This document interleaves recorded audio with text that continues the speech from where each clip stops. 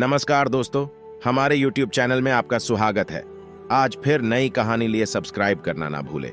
चलो शुरू करते हैं। मरने के बाद क्या होता है, यह सवाल बहुत से धर्मों और दार्शनिक परंपराओं में विवादित है। बौद्ध धर्म में गौतम बुद्ध का जीवन और उनकी मृत्यु संबंधी अनेक कहानियां हैं जो उनकी आत्मकथा और शिक्षाओं पर आधारित हैं। यहाँ एक ऐसी कहानी है।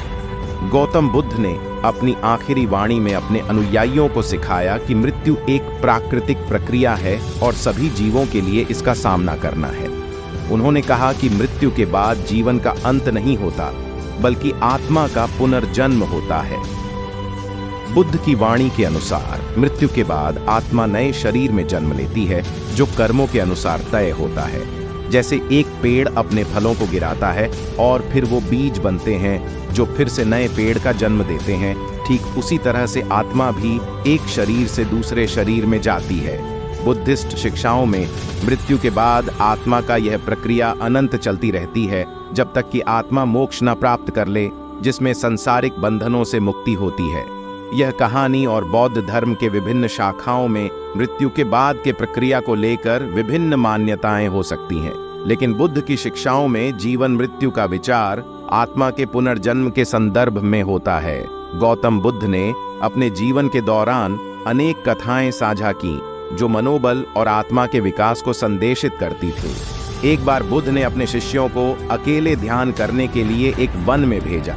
शिष्यों को कहा गया कि वहां एक पेड़ पर बैठकर ध्यान लगाएं और वहां तक पहुंचने के बाद जब उन्हें भोजन की आवश्यकता हो तो वे उसी पेड़ के नीचे आकर शिष्यों के साथ भोजन करेंगे। कुछ दिनों तक ध्यान करते हुए जब वे पेड़ के पास आए तो वहां देखा कि पेड़ पर बैठा एक गरुड़ उनकी ओर देख रहा है। शिष्यों ने उस गरुड़ को देखकर भयभीत होकर बुद्ध के पास आकर कहा कि गरुड़ ने हर बार हमें देखा लिया है और हमें भयंकर दृष्टि से देख रहा है। बुद्ध ने उन्हें समझाया कि गरुड़ उन्हें नहीं देख रहा था, बल्कि अपने अपने भोगों की खोज में था। वे उन्हें यह सिखाना चाहते थे कि उन्हें अपने आत्मा के साथ संबंध बनाने के लिए अपने भोगों का त्याग करना चाहिए। इस कहानी से यह संदेश मिलता है कि मृत्यु के बाद का सत्य या अनन्यता के साथ संबंधित है, जिसमें आत्मा की अनंत चरम स्थिति को ध्यान में लेना होता है। बुद्ध ने अनात्मवाद के माध्यम से सिखाया कि आत्मा नहीं होती और मृत्यु के बाद भी संसारी बंधनों से मुक्ति हो सकती। बुद्धिस्ट धर्म में मृत्यु के बाद का सिद्धांत बहुत महत्वपूर्ण है और इसमें आत्मा के पुनर्जन्म का मानना है। बुद्ध ने अनात्मवाद के सिद्धांत के अनुसार शिक्षा दी है, जिसमें आत्मा का अस्तित्व नहीं माना जाता है। उनके अनुसार मृत्यु केवल शरीर के विघटन का एक प्राकृतिक प्रक्रिया है। आत्मा का सत्व निरंतर चलता रहता है और नए शरीर में जन्म लेता है, जो कर्मों के आधार पर तय होता है। यह पुनर्जन्म की संकल्पना बुद्धिस्ट धर्म में महत्वपूर्ण है, जिसका उद्देश्य आत्मा को सांसारिक बंधनों से मुक्ति प्राप्त करना है। इस सिद्धांत में मृत्यु के बाद भी आत्मा का पुनर्जन्म होता है, जो कर्मों के परिणामों के अनुसार नए जन्म को प्राप्त करता है। बुद्धिस्ट शिक्षा में मोक्ष की प्राप्ति तभी संभव है जब आत्मा संसार के चक्र से मुक्त होती है और संसारी बंधनों से छूटती है। गौतम बुद्ध के उपदेश और उनके जीवन में कई अनमोल विचार और बातें हैं। उन्होंने मानवता के लिए शांति, समझ और सामाजिक समृद्धि के लिए उपदेश दिए। उनका सिद्धांत तथागत यानी तथा आगत होता है, जो बुद्ध के रूप में मानवता के लिए एक प्रकार के आदर्श बने। उन्होंने जीवन में संतोष, शांति और सहजता का संदेश दिया। उनके उपदेशों में सामाजिक न्याय, दया और संघर्ष की भावना होती थी। उन्होंने जीवन को सरलता और सहजता से जीने की प्रेरणा दी और मानवता के लिए सच्ची सुख शांति की खोज में प्रेरित किया। बुद्ध के उपदेश और जीवन से हमें सीख मिलती है कि हमें संतोष, शांति और सहजता के माध्यम से अपने जीवन को सरल बनाना चाहिए और दूसरों के साथ दया और समझ के साथ रहना चाहिए। उनका संदेश है कि हमें अपने जीवन को सहज और सरल बनाने के लिए अपनी आत्मा की शांति को पहचानना चाहिए। उनके द्वारा बताए गए सिद्धांतों में से एक है अनिच्छा, जो कि अनित्यता का बोध कराता है, यानी सब कुछ अनित्य है। उन्होंने समझाया कि दुहक का मूल कारण हमारी आसक्तियों और मोहों में होता है, जो हमें स्थिरता से दूर करती हैं उन्होंने समाज में सामाजिक न्याय, दया और समझ की महत्ता को बताया। उनके विचार और उपदेशों में संघर्ष का भी बहुत महत्व था, क्योंकि वे समझाते थे कि संघर्ष ही हमें प्रगति की दिशा में आगे बढ़ने के लिए मजबूत बनाता है। बुद्ध के उपदेशों से हमें यह सीखने को मिलता है कि जीवन को सरल बनाने के लिए हमें आत्मा की शांति को पहचानना चाहिए, संघर्षों से नहीं डरना चाहिए और दूसरों के प्रति समझ और दया दिखानी चाहिए। गौतम बुद्ध का उदाहरण तथागत के संबंध में आपका जिक्र कर रहा था।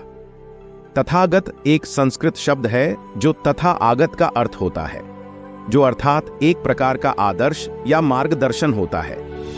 बुद्ध को तथागत के रूप में देवत्ता या पूर्ण आत्मा का प्रतिनिधित्व माना जाता है, जो जीवन के मार्ग को दिखाते हैं। उन्होंने जीवन को सरलता, संतोष और सहजता के साथ जीने की प्रेरणा दी। उनके द्वारा बताए गए सिद्धांतों में से एक है अनिच्छा, जो कि अनित्यता का बोध कराता है, यानी सब कुछ अनित्य है।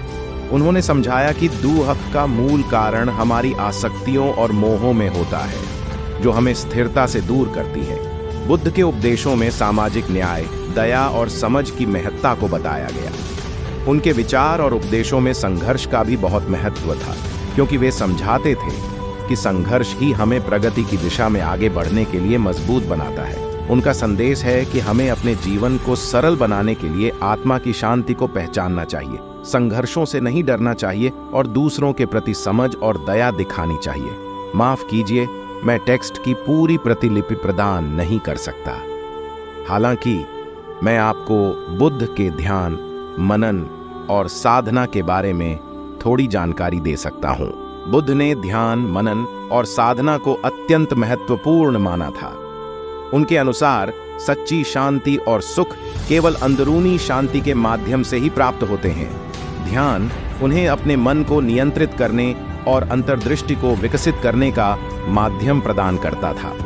ध्यान की मदद से वे अपने विचारों को शांत कर मानसिक अशांति और चिंता से मुक्ति प्राप्त कर सकते थे। साधना और मनन ने उन्हें समझ, संतोष और स्वयं का साक्षात्कार करने का मार्ग प्रशस्त किया। बुद्ध के उपदेशों में साधना का महत्व उनके अनुयायियों के लिए अत्यंत महत्वपूर्ण था, जिससे वे मानसिक स्वास्थ्य, संतोष और अंतर्निहित शांति प्राप्त कर सकते थे।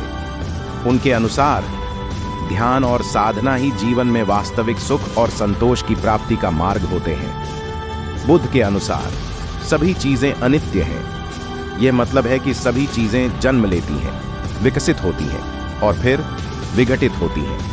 कोई भी स्थिति स्थायी नहीं होती। इस सिद्धांत का मूल संदेश है कि हमें जीवन में आधारभूत रूप से बदलाव को स्वीकार करना चाहिए। हमारे आसपास की सभी चीजें समय के साथ परिवर्तित होती रहती हैं, इसलिए हमें स्थायित्व की जगह संतोष और आनंद की खोज में जुटना चाहिए। जो चीजें हमारे पास हैं, उनका आनंद लेना और उन्हें समझने का प्रयास करना हमारे जीवन को संतोषपूर्ण और खुशहाल बना सकता है। बुद्ध ने समझाया कि मनुष्य का दुख उनकी आसक्तियों और मोहों से होता है। उनका मानना था कि हमारी आसक्तियां और अटूट बंधन हमें दुख में जकड़ देते हैं। यह मोह, गर्व, इच्छाओं की प्राप्ति में और अनिवार्य बदलाव को न स्वीकार करने में हमें दुख में जकड़ देते हैं। उन्होंने बताया कि मोह, आसक्ति और अनिवार्य बदलाव से मुक्ति प्राप्त करने के लिए समझ और अन्याय स्थिति की आवश्यकता होती है।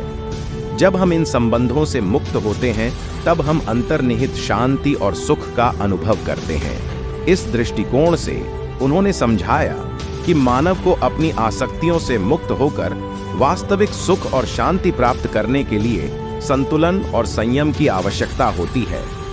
बुद्ध ने अहिंसा और करुणा को बहुत महत्व दिया था। उनका मानना था कि सभी प्राणियों के प्रति सहानुभूति और दया रखना अहिंसा का अंतर्निहित हिस्सा है। उन्होंने यह सिखाया कि हिंसा से कुछ भी हल नहीं होता और समृद्धि का मार्ग अहिंसा और करुणा में ही है।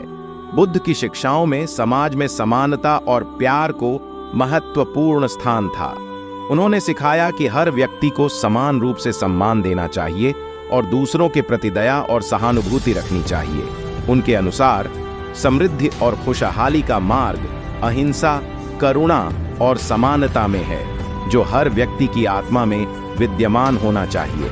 यही उनकी शिक्षाएं हमें सही मार्ग पर चलाती हैं।